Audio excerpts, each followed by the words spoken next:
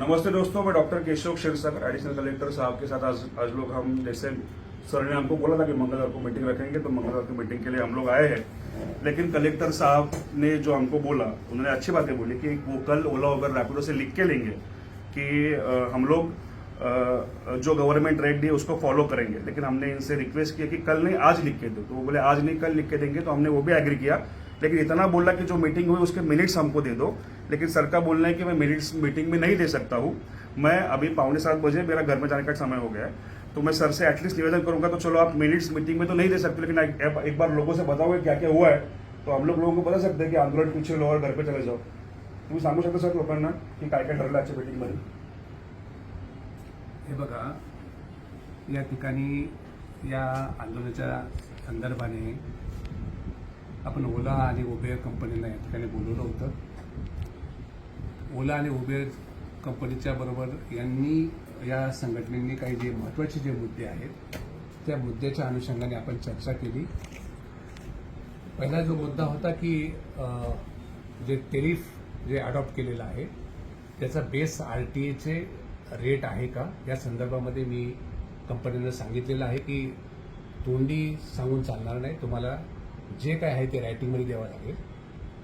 दुसरं त्याचा एक मुद्दा असा होता की ज्या ठिकाणी ज्या नागपूर असेल, मुंबई असेल, पुणे असेल, ज्या ठिकाणचे जे आरटीएचे रेट्स असतील त्या रेटचा तो बेसिस असला पाहिजे. त्या संदर्भामध्ये पण त्यांना मी सांगितलं की त्या तुम्ही जे तिकडे अप्लाय करताय त्याप्रमाणे ते असलं पाहिजे, ते आम्हाला तुम्ही कम्युनिकेट करा, लेखी कम्युनिकेट करा.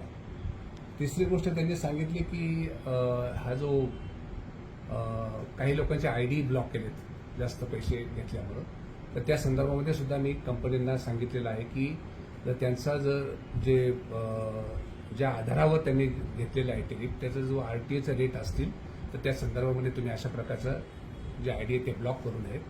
आणि या संदर्भामध्ये केवळ नुसती ओरल चर्चा करून चालणार नाही, तर या संदर्भामध्ये जर संघटनांना काही एक ठोस काही सांगायचं असेल तर एक कायदेशीर पुरावा त्याच्यामध्ये पाहिजे. आणि मग तो एकदा मला प्राप्त झाला की त्या अनुषंगाने मी त्यांना लेखी ते कळू शकेल, हा त्यातला भाग आहे.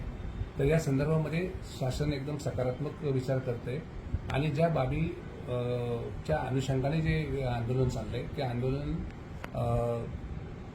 जो त्रास होतोय बाकीच्या चालकांना आणि प्रवाशांना तो होऊ नये या दृष्टीने हा प्रयत्न केलेला आहे. तर आज 2 वेळा दोघांच्याही मागण्यांच्या अनुषंगाने आम्ही त्या ठिकाणी चर्चा केली. 2 वेळा त्यांचे जे मुद्दे आहेत त्याच्याबद्दल पुन्हा 2 वेळा ओला उबेर कंपन्यांची बैठक झाली आणि 2 वेळा संघटनेच्या प्रतिनिधीशी बैठक झाली. त्यामुळे शासनाच्या वतीनं हे आंदोलन होऊ नये किंवा यापुढे हे चालू नये या दृष्टीने 100% प्रयत्न करण्यात येत आहेत. परंतु जेव्हा या कंपन्यांकडून काही लेखीमध्ये प्राप्त होईल त्याच वेळेस आम्हाला एक अधिकृतपणे संघटनांना कळवून द्या. आपल्याला केव्हापर्यंत लेखीमध्ये प्राप्त होईल संघटनांकडनं? उद्या सॉरी, या कंपन्यांकडनं उद्या कळवते.